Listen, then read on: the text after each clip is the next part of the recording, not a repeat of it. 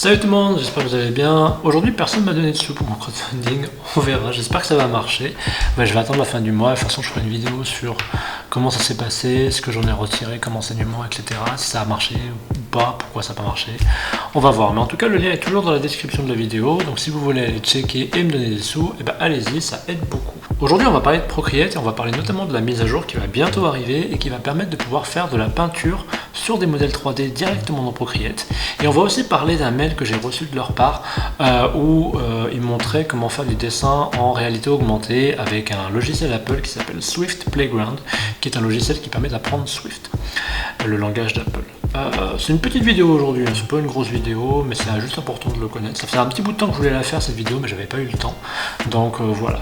D'abord, la 3D. C'est pas vraiment de la 3D, c'est plus juste de la peinture sur des modèles 3D, mais c'est une première étape pour Procreate, pour commencer à mettre un petit orteil dans le milieu de la 3D. Ce qu'il faut comprendre, c'est que Procreate est une app qui évolue depuis un petit bout de temps maintenant, je pense que vous commencez à le savoir. L'app est maintenant devenue tellement complète que finalement il manque quelque chose qui est la 3 dimensions. Créer des modèles en 3D, c'est la prochaine étape pour Procreate.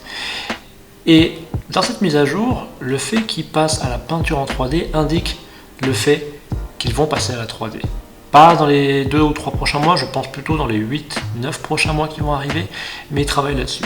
Ce qui me fait dire ça, c'est que maintenant que l'iPad a un processeur extrêmement puissant comme le M1, tout est possible dessus. Absolument tout est possible en termes de logiciel. Et donc ça ouvre les portes à toutes les possibilités pour les programmeurs. Et Procreate est programmé sur la structure Metal 2. En gros, c'est une librairie qui vous permet de stocker directement tous les traits que vous faites directement sur le processeur. C'est quelque chose d'assez particulier, c'est écrit en C et c'est pour ça que Procreate fonctionne très bien. Et la librairie Metal, c'est une librairie qui est utilisée à la base pour la 3D.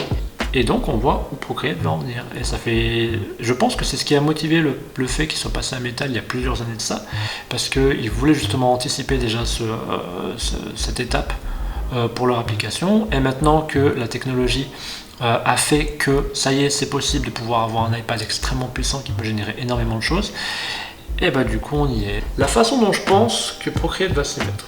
Bon, déjà on le voit dans la vidéo, on voit qu'ils vont permettre d'appliquer des textures sur des modèles 3D, très bien. Mais ensuite, ce que je pense qu'ils vont faire, c'est qu'ils vont créer un module 3D que d'abord on va devoir payer en version bêta, peut-être 1, 2, 3 euros, ça va dépendre. Et ensuite ils vont l'intégrer dans une version Procreate pour sûr, quand tout fonctionnera bien et ainsi de suite. Je pense que c'est vers ça qu'ils se rendent. Ou alors il y a peut-être la possibilité qu'ils fassent une application à part, spécifiquement lié à la 3D. Ça, c'est aussi une possibilité. Les deux, pour moi, sont valides. C'est juste des modèles de business différents. Et je ne sais pas, vous, ce qui vous intéresserait, si vous préféreriez avoir tout dans Procreate ou avoir une application tierce qui pourrait permettre de faire de la 3D. Dites-moi dans les commentaires ce qui vous intéresse le plus. Et cette version de Procreate que l'on va avoir ne va pas être pour tous les iPads. La version de Procreate, je pense qu'il va avoir la possibilité de peindre sur des modèles 3D. Ça va être le modèle M1 automatiquement. Donc le reste de la mise à jour fonctionnera sûrement sur les autres iPads, mais cette fonctionnalité-là ne fonctionnera pas sur les iPads qui n'ont pas une puce M1. Toujours dans la 3D, ils vont aussi pousser à bloc le dessin en réalité augmentée. Genre vous allez pouvoir directement peut-être modifier des modèles 3D directement avec des lunettes, peut-être les futurs Apple Glass. Honnêtement, je pense que ça va fonctionner comme ça. Vous aurez les Apple Glass, vous pourrez ouvrir Procreate et vous pourrez directement modifier tout en réalité augmentée. Je pense honnêtement que ça va se passer comme ça. Mais en tout cas, ils offrent cette possibilité-là de pouvoir changer les couleurs, les ombrages et ainsi de suite, les lumières sur un modèle 3D. Donc je suis très curieux de voir ce que ça pourrait donner. Je pourrais pas le tester tout de suite malheureusement parce qu'il faut d'abord que j'ai l'iPad Pro M1. La pandémie elle m'a complètement niqué au niveau de mes économies. Donc après j'ai des économies pour autre chose évidemment. Moi je segmente tout. Mais pour acheter un iPad maintenant, il faudrait que j'attende un petit peu. Mais bon, déjà j'attends la WWDC, mais aussi il faudrait que j'attende un petit peu. Donc au cas où vous voulez m'aider aussi au passage, allez voir pour le crowdfunding. Parce que de toute façon ça va aussi m'aider à acheter un nouvel iPad. Le crowdfunding ça va me servir à ça aussi. Dans les autres fonctionnalités, il y a pas mal de choses qui ont été faites, notamment ils vont permettre de pouvoir augmenter l'accessibilité de leur application aux personnes qui ont des problèmes de vue. Apparemment il y a quelque chose qui va se faire au niveau du son, genre vous aurez un son pour toutes les actions que vous faites dans Procreate, ce qui peut être très intéressant. Et peut-être que ça pourrait aussi permettre de pouvoir amener enfin aussi la gestion du son dans Procreate au niveau de l'animation. Ça je sais pas, c'est juste moi qui spécule, hein, on ne sait pas encore.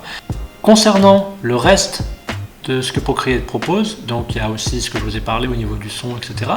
Enfin, il y a aussi le fait que donc Procreate pousse à la réalité augmentée. Donc il pousse à la réalité augmentée, par exemple par la 3D, le fait de pouvoir potentiellement visionner des produits comme ça, mais il pousse aussi à autre chose. J'avais vu cette initiative qu'ils ont eue là il n'y a pas longtemps, ils ont envoyé un mail à tous les gens qui sont enregistrés à la newsletter de Procreate, et ils ont montré comment on pouvait potentiellement créer des dessins en réalité augmentée avec Procreate en utilisant un logiciel qui s'appelle Swift Playground, qui est un logiciel gratuit qui est fait par Apple, que vous pouvez trouver sur l'Apple Store et sur les Mac. C'est un logiciel qui vous permet d'apprendre à programmer en Swift, le langage d'Apple, et vous pouvez faire des petits trucs un peu simples, et ainsi de suite. C'est pas un logiciel de programmation pur et dur, hein, mais c'est un truc que vous pouvez utiliser pour faire des petites truc de programmation simple.